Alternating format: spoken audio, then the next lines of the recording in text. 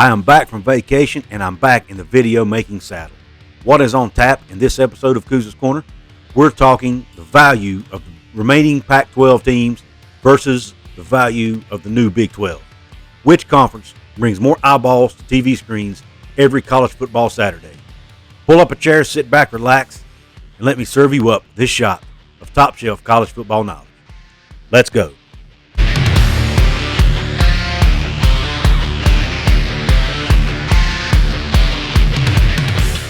What is up, college sports fans, fellow members of Mountaineer Nation? Welcome in to another edition of Couz's Corner. So pull up that chair and let's dig in.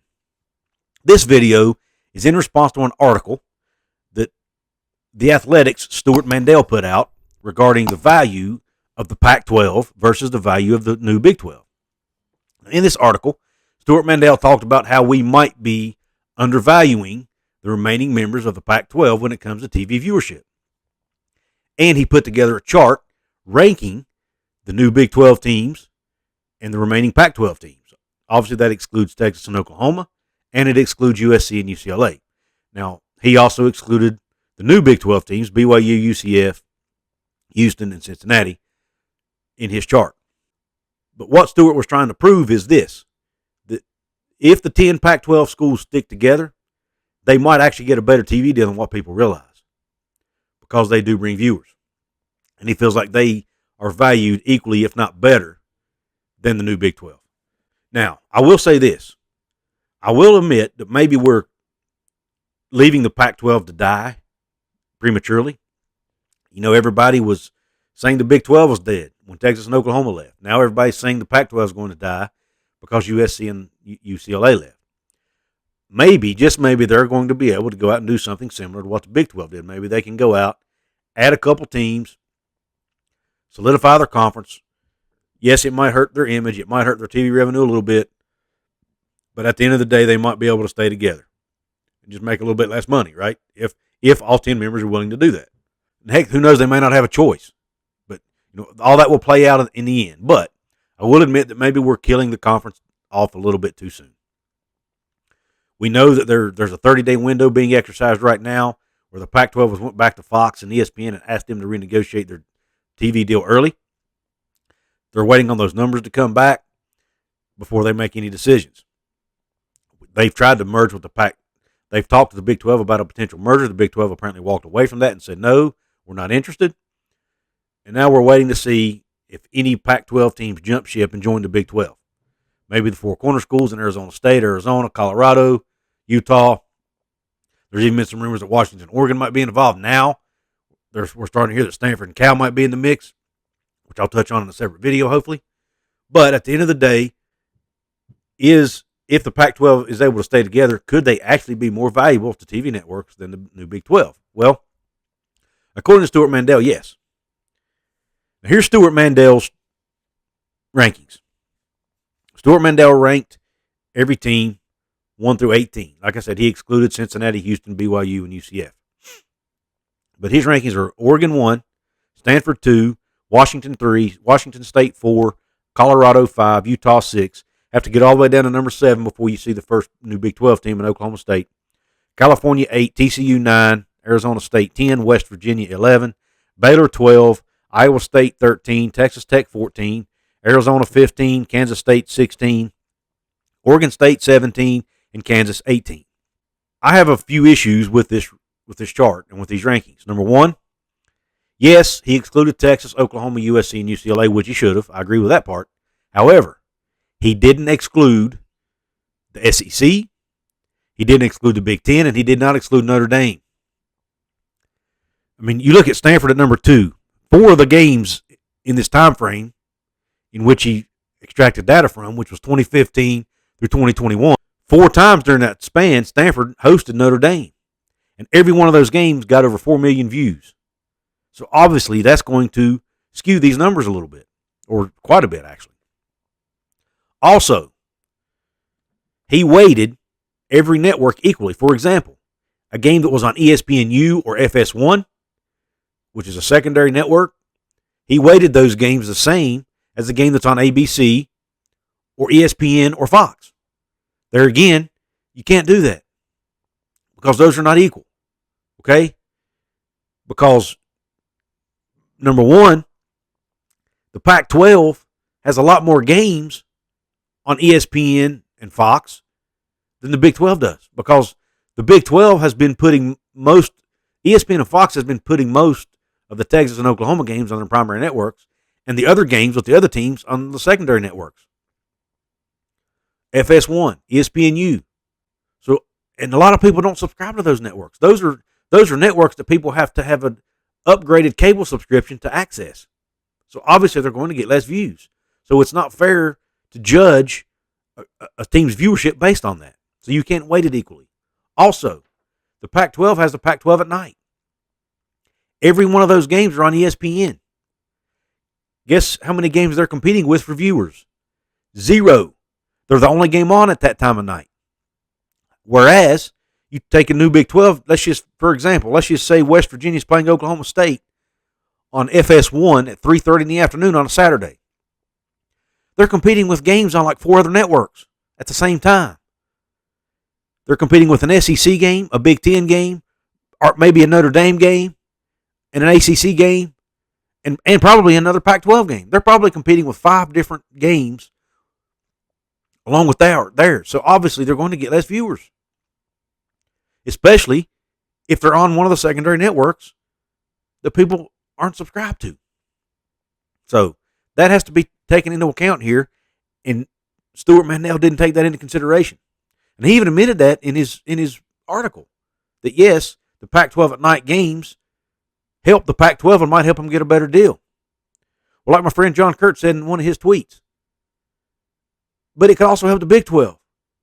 If some of these Pac-12 teams join the Big 12, then the Big 12 can get those night games and get these ratings. And I think they could get higher ratings because I think Big 12 fans will watch the games even more than the Pac-12 fans do. Because I think the fans care more in the Big 12. Okay? That's just my opinion. And I think the numbers that I'm going to show you will bear that out. Now, my good friend Tony Altimore, who most of you know from not only my show, but several other podcasts and YouTube channels like John Kurtz, Sikkim 365, Golden Blue Dude, Mark Rogers, a bunch of different shows he's been making the rounds. He's an analyst who does a lot of work around conference realignment. He's put together a lot of data around TV viewership numbers and things like that. He's really done deep dives on this stuff. He's done it extensively, okay? So what he did, he took some data that he got from a YouTube video called D1360. And by the way, I'm going to link to this video in the description box. I'll also link to Tony Altimore's Twitter account, at TJ Altimore. But D1360 did a video where they took the Big 12, the Pac-12, and the ACC and put their numbers together and averaged them out. Okay? Their TV viewership numbers. Now, what D1360 did that I really like, and what Tony also liked and included in his chart, not only did he take out USC, UCLA, Oklahoma, and Texas, D1360 also took out all games against the SEC, all games against the Big 10, all games against Notre Dame, because all those games will skew the numbers, because all of those games, if you're playing an Alabama or an Ohio State or Notre Dame, it's going to skew the numbers because those games are going to get more viewers. He also took out bowl games, which get higher numbers. He took out games against independents. He took out games against G5 teams, and he took out games against FCS schools. So he only included games where these teams played each other. And he only included regular season. And oh, by the way, he went back another 3 years to 2012. So he had a bigger data set as well. Now, the chart I'm showing you right now also includes the ACC numbers. So I'm only going to show you this briefly, but you can just kind of get an idea of what this chart looks like. And what Tony did, he took the D1360 data, because D1360 didn't actually rank it. He just showed it to you on the screen and kind of talked about it. Very well done, though, by the way. I mean, he worked his butt off to get those numbers. A very admirable job by D1360. So please go watch the video and support it. But Tony took that information and did two things with it. One, he ranked it, put them in order. And two, he gave it a Z-score, an average Z-score. What Tony did, and there's no way I can try to explain this to you accurately, but Tony had a formula he'd put together where it weights the network the games are on, as well as other factors. So he doesn't weight it all equally. Because like I said, if it's on ABC or Fox, it's going to get a higher rating than it does if it's on ESPNU or FS1. So he takes that into account in this chart. Okay, and then he ranked it. So now what I did, I took it a step further. I took out the ACC, just because for the sake of this video, I'm only looking at the Big 12 and the Pac-12. So I took out the ACC, and I shortened it down to only give you the average, the network averages. So when you look at this, you take out the ACC, here are the rankings based on the average Z-score that Tony used based on his formula. Oregon is still number 1, but Washington is number 2 now instead of Stanford, because Stanford dropped all the way from 2 down to number 9 when you take out the Notre Dame games. Those games against Notre Dame really skewed the numbers for Stanford. Another team, some other teams that are skewed. Kansas State's a big one. When you look at Kansas State is the number 6 rated team when you look at them and you weight. When you look at their weighted average, their average Z-score, they're actually number 6. Whereas if you look at the Stewart Mandel chart, they were all the way down at number 16, near the bottom. So, I mean, just a huge, huge difference. So when you look at the chart that Tony did and the D1360 did, that Tony did based on the data from D1360, I should say, Oklahoma State's higher. They're up from 7 to 4. West Virginia moves up from 11 to 8. Like I said, Kansas State moves all the way from 16 to 6. I mean, just huge differences. And also, you've got, not only did Stanford drop significantly, look at Colorado. Colorado goes from number 5 all the way down to number 17 when you weight it out and use the average Z-score. So, just a very, very different looking chart here when you compare. Now, and by the way, the yellow highlighted teams are the Big 12 teams, and the blue are the Pac-12 teams on my chart. And on Stewart Mandel's, it's pink for Big 12 and blue for Pac-12. I'll tell you, one surprise team is Washington State. Washington State actually ranks out very well in both charts. So Washington State draws more eyeballs than what we all thought they did. And I will, to give credit where credit is due, I want to give a shout out to Oregon State, because Oregon State actually did rank higher in the D1360 chart than in Stewart's chart as well. They're the only Pac-12 team that made a significant jump. Most of them actually fell. They actually made a significant jump all the way from 17 to number 7. So Oregon State gets more eyeballs as well than what we realize. So maybe those two far northwest schools that everybody thinks are going to get left out, maybe they're more valuable than what we realize. But, so yeah, when you look at the fact that the Big 12 has all their games put on these ESPNUs and FS1s, whereas the Pac-12 has most of their games on ESPN late at night, it definitely skews these numbers. So the Big 12, top to bottom, in my opinion, is still a better performing conference as far as TV viewership than the new Pac-12. It just is. I mean, or at the very least, it's equal. I won't say they're better, but they're at least equal.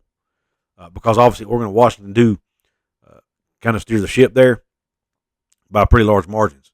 So if Oregon and Washington are able to stand pat and stay in the Pac-10, they might be able to salvage this thing.